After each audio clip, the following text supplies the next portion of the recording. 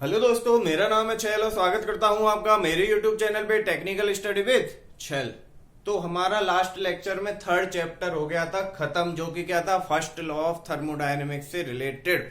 मैंने वहां पे कहा था फर्स्ट लॉ को दो पार्ट में पढ़ाऊंगा, one for close system and other for open system. और क्लोज सिस्टम में भी मैंने दो पार्ट में पढ़ाया था, एक किसके लिए था, एक प्रोसेस के लिए और एक साइकिल के लिए। तो क्लोज सिस्टम के लिए हमारा फर्स्ट लॉ हो गया था खत्म। आज स्टार्ट करेंगे नया chapter, chapter number 4 for open system. First law पढ़ेंगे हम ओपन सिस्टम के लिए। तो ओपन सिस्टम क्या होता है ये मैंने आपको पहले बता दिया है, फिर भी मैं एक बार और आपको बता दूं। ऐसा सिस्टम जिसमें एनर्जी इंटरेक्शन और मास इंटरेक्शन हो सके, मतलब किसी भी सिस्टम से एनर्जी बाहर भी जा सके और उसमें इंटर भी कर सके। सेम फॉर मास, मास भी इंटर करे और एग्जिट भी करे। तो ओपन सिस्टम के लिए हम बात करते हैं an open system for open system. जब मैं ये सिस्टम आपको पढ़ा रहा था तो मैंने वहां पे थोड़ी सी बात की थी आपसे कंट्रोल वॉल्यूम की। तो मैं आज थोड़ा डिटेल में आपको बता देना चाहता हूं कि कंट्रोल वॉल्यूम क्या है। ठीक है, मान लो किसी स्पेस में कोई सिस्टम है, स्पेस में कोई सिस्टम है, हम उसकी स्टडी करना चाहते हैं। ये कोई सिस्टम है, कोई वॉल्यूम है, मैं इसकी स्टडी करना चाहता हूं, लेकिन मैं इंटरेस्टेड नहीं हूं किसमें, इसके मास में। मैं इंटरेस्टेड नहीं हूं कि इसका मास क्या है, मैं इसके मास के बारे में इंटरेस्ट नहीं रखता। मैं चाहता हूं सर इसके वॉल्यूम की स्टडी करना चाहता हूं। और वो क्या है, ओपन सिस्टम है जिसमें क्या, मास इंटर भी कर सकता है और एग्जिट भी कर सकता है। सिमिलरली एनर्जी भी इंटर कर सकती है और व्हाट, एग्जिट भी कर सकती है। तो ऐसा सिस्टम क्या है, ओपन सिस्टम है। किसी भी स्पेस में मैं कोई भी रीजन ले रहा हूं, रीजन में भी इमेजिनरी और real. This is an imaginary system, imaginary. और मैं अगर बात करूं रियल सिस्टम की, मान लो मेरे पास है क्या, एक ऐसा सिस्टम है, एक ऐसा सिस्टम है जिसमें क्या है, एनर्जी आउटपुट हो सकती है और यहां से एनर्जी क्या हो रही है, इनपुट हो रही है, मास इनपुट हो रहा है। तो इस सिस्टम की क्या होगी, कुछ बाउंड्री होगी और इस सिस्टम का कुछ वॉल्यूम भी होगा। ठीक है, कुछ सिस्टम की बाउंड्री होगी और सिस्टम का कुछ वॉल्यूम होगा। तो भाई ये जो होगी इसकी, इसको मैं बोलूंगा क्या, कंट्रोल सरफेस। क्या बोलूंगा, कंट्रोल सरफेस। ठीक है, और ये जो इसका वॉल्यूम है इसे मैं क्या बोल दूंगा, कंट्रोल वॉल्यूम। कंट्रोल वॉल्यूम, क्योंकि ये किसके लिए है, ओपन सिस्टम के लिए। कंट्रोल मास एनालिसिस जो था वो किसके लिए था, क्लोज सिस्टम के लिए था, जहां पे हम इंटरेस्ट रखते थे किसके बारे में, उसके मास के बारे में हम स्टडी करते थे। ठीक है, तो ये क्या हो गया, कंट्रोल वॉल्यूम एनालिसिस किसके लिए, ओपन सिस्टम के लिए। इसको बहुत एक इजी तरीके से और समझाता हूं आपको, जो कि आप रिलेटेड है किससे, आपके प्रैक्टिकल लाइफ से। टरबाइन, कंप्रेसर, आईसी इंजन सब जानते हैं क्या होता है। मैं एक एग्जांपल ले रहा हूं सिंपल सा, किसका, कंप्रेसर का। यहां पे एक कंप्रेसर है सर मेरे पास, जहां से क्या होगा, कुछ मास इनलेट होगा और कुछ मास क्या होगा, आउटलेट होगा। कोई भी गैस हो सकती है मास में, या फिर क्या हो सकता है, लिक्विड या वाटर, कुछ भी हो सकता है। ये क्या है, अपना कंप्रेसर है।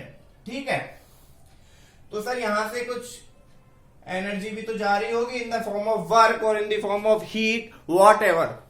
मान लो एक शाफ्ट लग रही है, यहां पे क्या लग रही है, शाफ्ट लग रही है, तो एनर्जी किसके फॉर्म में जा रही है, वर्क के फॉर्म में जा रही है। या फिर मैं बोल दूं कि सर मैं हीट सप्लाई दे रहा हूं। ठीक है, तो यहां देखो, अब यहां से क्या है सर, कुछ गैस इनलेट हुआ और यहां से क्या हो रहा है, कंप्रेस होने के बाद गैस क्या हो रहा है, आउट हो रहा है। मतलब यहां से क्या हो रहा है, मास इंटरेक्शन हो रहा है। और एनर्जी भी सर मैं इसको दे रहा हूं, और एनर्जी कुछ एनवायरमेंट में क्या हो जाएगी, लॉस भी तो हो जाएगी। मतलब एनर्जी भी तो इंटरेक्शन हो रहा है और वर्क भी तो ये दे रहा है, वर्क आउटपुट भी तो दे रहा है, तो वर्क भी इंटरेक्शन हो रहा है। एनर्जी क्या है, वर्क इंटरेक्शन और हीट इंटरेक्शन। हीट की फॉर्म में भी एनर्जी इंटरेक्ट कर रही है और वर्क की फॉर्म में भी कर रही है। तो मैं क्या बोलूंगा इस सिस्टम को, मैं बोलूंगा सर ये एक ओपन सिस्टम है और जिस वॉल्यूम की मैं स्टडी कर रहा हूं, मैंने एक वॉल्यूम मान लिया, मैं इस पूरे को एक क्या मान लेता हूं, एक वॉल्यूम मान लेता हूं, कंट्रोल वॉल्यूम मान लेता हूं। तो ये क्या हो गया, कंट्रोल वॉल्यूम हो गया इसका, जिसके बारे में हम क्या कर रहे हैं, स्टडी कर रहे हैं। और जो ये सरफेसेस हैं इनको क्या बोलते हैं, कंट्रोल सरफेस बोलते हैं। ठीक है, अब आपने समझ लिया है सर ओपन सिस्टम क्या है। तो ओपन सिस्टम में हम सबसे पहला टॉपिक जो पढ़ेंगे वो क्या होगा, वो होगा स्टडी फ्लो सिस्टम। तो पहले देख लेते हैं सर ये स्टडी फ्लो सिस्टम क्या होता है। Steady flow system, steady flow system के बारे में सर थोड़ा सा लेट बताना, पहले मुझे आप ये समझा दो स्टडी फ्लो का मतलब क्या है, इस वर्ड स्टडी का मतलब क्या है। देखो भाई, कोई भी सिस्टम है मेरे पास, मान लिया मेरे पास है क्या, एक पाइप है जहां से क्या हो रहा है, लिक्विड एंटर कर रहा है और यहां से क्या कर रहा है, लिक्विड एग्जिट कर रहा है। लिक्विड ले लो या गैस ले लो, जो चाहे वो ले लो, यहां से क्या हो रहा है, एंटर कर रहा है और यहां से क्या हो रहा है, एग्जिट कर रहा है। मेरे पास यहां पे 3 पॉइंट ले रहा हूं मैं, 1, 2 एंड 3, और इन तीनों पॉइंट की क्या मुझे स्टेट पता है कि 1 पॉइंट पे प्रेशर क्या है, टेम्परेचर क्या है, जो भी स्टेट प्रॉपर्टीज हैं वो मुझे हर पॉइंट की पता है। ठीक है, तो स्टडी फ्लो क्या कहता है कि हर पॉइंट पे प्रॉपर्टीज जो है वो अलग अलग हो सकती हैं लेकिन टाइम के साथ चेंज नहीं होंगी। मतलब यहां का टेम्परेचर मान लो P1 है, यहां का P2 है, यहां का T3 है, यहां का टेम्परेचर T1 है, T2 है और T3 है। तो भाई मैं बात करूं किस पे, फॉर टाइम 1 आवर की बात करता हूं। पहले घंटे में मैंने मान लिया कि यहां से यहां तक लिक्विड पहुंचने में लगा 1 घंटा। ठीक है, 1 घंटे की मैं बात करता हूं इस पॉइंट पे, केवल इस पॉइंट पे। ठीक है, यहां से लिक्विड गया और यहां से होके निकल गया 1 घंटे पे। तो जिस पॉइंट पे होके निकल गया उसकी प्रॉपर्टी मुझे पता है कि 1 घंटे के बाद इस पॉइंट पे प्रॉपर्टीज क्या थी, ये थी। फिर दोबारा से लिक्विड आया इसी पॉइंट पे, तो मैं इसी टाइम पे अगर बात करूं तो प्रॉपर्टीज क्या होंगी, सेम होंगी। मतलब properties of a point does not change with time. Time के साथ प्रॉपर्टीज क्या नहीं कर रही है, चेंज नहीं कर रही है, लेकिन पोजीशन के साथ चेंज कर रही हैं। हर पॉइंट पे क्या है, प्रॉपर्टीज अलग अलग हैं लेकिन सेम टाइम पे प्रॉपर्टीज क्या होंगी, एक पॉइंट पे सेम होंगी। मतलब टाइम के साथ प्रॉपर्टीज क्या नहीं करेंगी, चेंज नहीं करेंगी। मान लिया, समझ गए सर, एक पॉइंट पे टाइम के साथ प्रॉपर्टी चेंज नहीं करेंगी। ये मतलब हो गया है स्टडी फ्लो सिस्टम का। ठीक है, स्टडी फ्लो को मैं 2 तरह से पढ़ाऊंगा। स्टडी फ्लो मतलब मास बैलेंस और एनर्जी बैलेंस। स्टडी का मतलब हम क्या कर रहे हैं, बैलेंस कर रहे हैं। किन किन चीजों को बैलेंस कर सकते हो साहब, तुम बात क्या करते हो, मास और एनर्जी की तो बात करते हो, मास इंटरेक्शन और एनर्जी इंटरेक्शन। तो क्या करेंगे, दोनों को हम बैलेंस करेंगे कंजर्वेशन ऑफ एनर्जी से। किससे, conservation of energy. Conservation of energy से क्या करेंगे, बैलेंस करेंगे। तो पहला तो होगा mass balance, balancing of mass, और दूसरा क्या होगा, एनर्जी बैलेंस, एनर्जी बैलेंस। ठीक है, तो यहां मास बैलेंस के बारे में बात करेंगे और एनर्जी बैलेंस के बारे में बात करेंगे। तो पहले देखते हैं क्या स्टडी फ्लो में मास बैलेंस। मास बैलेंस का मतलब सर इनलेट और आउटलेट जो होगा सिस्टम में। मान लो कोई भी सिस्टम है, इसमें इनलेट मास है 1 kg और आउटलेट मास भी क्या है 1 kg या कुछ भी है। मैं सिस्टम की स्टडी करना चाहता हूं, मैं उसकी स्टडी करना चाहता हूं, तो मैं क्या करूंगा, बैलेंस करूंगा। सबसे पहले किसको बैलेंस करूंगा, मास को बैलेंस करूंगा कि जितना मास एंटर कर रहा है उतना ही मास एग्जिट कर रहा है या नहीं, कि अंदर ही अंदर कुछ मास क्या कर जा रहा है, लॉस कर जा रहा है। इसकी क्या करूंगा, मैं स्टडी करूंगा। ठीक है, तो देखते हैं कैसे करेंगे मास बैलेंस। मास बैलेंस एक एग्जाम्पल ले रहे हैं इजी सा। मान लिया मेरे पास कोई भी सिस्टम है, मान लिया मेरे पास एक सिस्टम है जिसमें मैंने ले लिया है क्या, एक इनपुट ले लिया है और एक दो क्या ले लिया है, आउटपुट ले लिया है 1, 2 एंड 3। यहां का मास है m1, यहां का मास है m2, यहां का मास है m3। और यहाँ पे क्या है, कुछ भी गैस है, मान लो यहां से क्या कर रही है, गैस एंटर कर रही है। तो मैं सबसे पहले क्या करूंगा, सर आप बात कर रहे हो मास बैलेंस की, तो इनलेट मास और आउटलेट मास को सबसे पहले तो कर दो क्या, बैलेंस। तो कैसे बैलेंस करेंगे, देखो, हाँ तो देखो यहां पे मैंने, तुमने ध्यान दिया कि मैंने सर M1 M2 M3 जो मास लिखे हैं मैं उनके सबके ऊपर डॉट लगा रहा हूं। इस डॉट का क्या मतलब है, डॉट का मतलब है कि ये है क्या, मास फ्लो रेट। क्या है, mass flow rate. Mass flow rate का मतलब क्या हो रहा है, मास फ्लो रेट का मतलब ये है कि जो मास है वो क्या कर रहा है, इसमें एंटर कर रहा है, किसी वेलोसिटी से कर रहा होगा, और जो मास है किसी गैस का होगा या लिक्विड का होगा, उसकी क्या होगी, कुछ डेंसिटी होगी। तो मास फ्लो रेट को मैं क्या लिख सकता हूं, रो ए वी। ये आप पढ़ोगे फ्लूइड मैकेनिक्स में। अभी के लिए क्या कर लो, ध्यान रख लो, मास फ्लो रेट क्या होगा, रो ए वी होगा, जहां से रो क्या है, डेंसिटी ऑफ लिक्विड और गैस, जिसके बारे में हम पढ़ रहे हैं। तो हम पढ़ रहे हैं यहाँ पे थर्मो, तो ज्यादातर बात कर रहे हैं किसकी, गैस की। और एरिया क्या होगा, क्रॉस सेक्शन एरिया, जहां से क्या हो रहा है, गैस एंटर कर रही है, क्रॉस सेक्शन एरिया। ठीक है, इसका क्रॉस सेक्शन एरिया जो होगा वही होगा क्या, ए। इसके बाद और भी तो आपको पता है, वेलोसिटी, जिस वेलोसिटी से मास एंटर कर रहा है। Similarly for M2 and M3, तो मास फ्लो रेट का पता लग गया। तो सबसे पहले मैंने क्या बोला सर, मास बैलेंस करेंगे। मास बैलेंस मतलब मास फ्लो रेट को क्या करेंगे, बैलेंस करेंगे फॉर इनलेट एंड आउटलेट।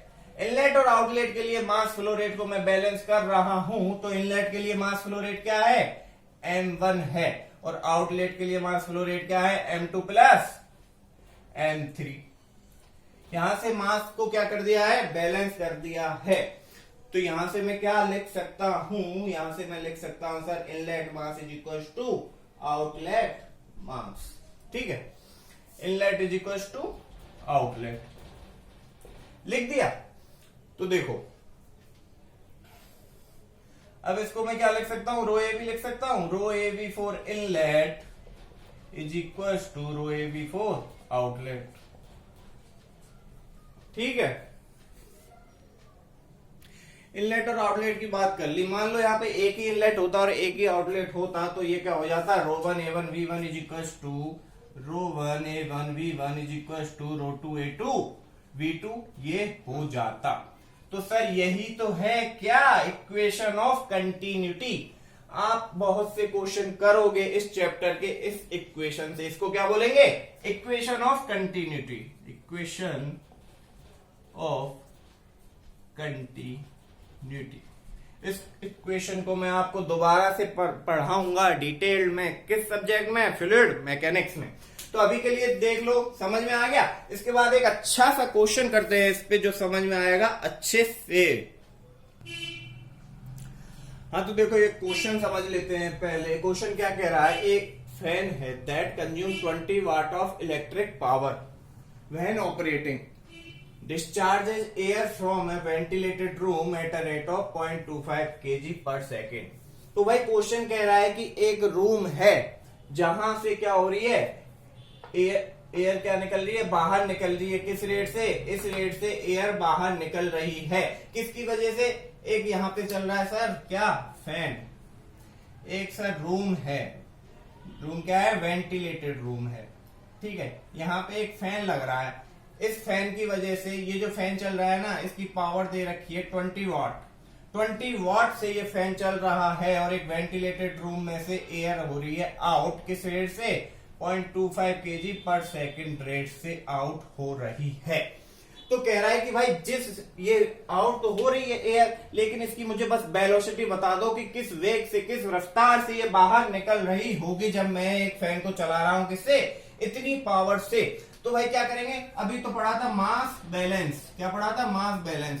लेकिन यहाँ पे मास बैलेंस की क्या है, कुछ बात नहीं है। यहाँ पे बात है केवल किसकी, एनर्जी कंजर्वेशन की। मास बैलेंस भी तो क्या है, एनर्जी कंजर्वेशन से रिलेटेड है। तो भाई देखो एनर्जी कंजर्वेशन की बात करता हूं। पावर देखो पहले तो, पावर क्या होती है, पावर एनर्जी ही तो है। क्या है, एनर्जी ही है सर पावर। ठीक है, तो इस पावर से चल रहा है और निकल रही है एयर बाहर।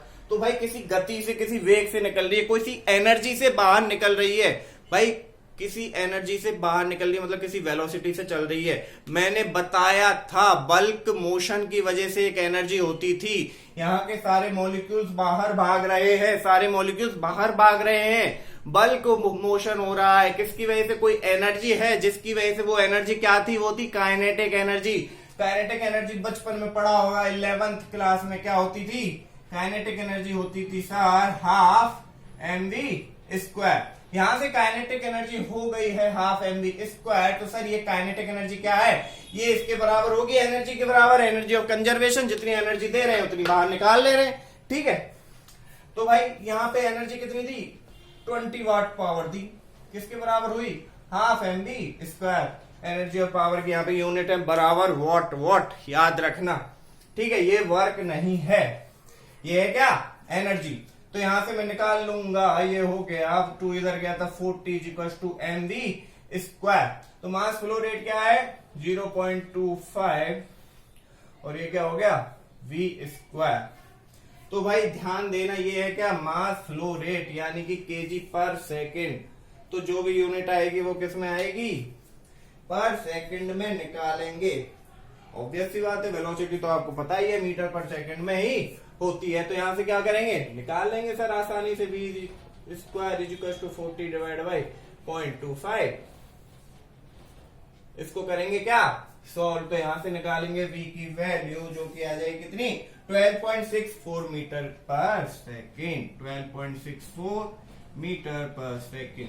बहुत ही आसान क्वेश्चन था, लेकिन थोड़ा सा ट्रिकी था। क्या करना था? एनर्जी बैलेंस करना था। जितनी एनर्जी दे रहे थे उसको बैलेंस कर दिया, किससे?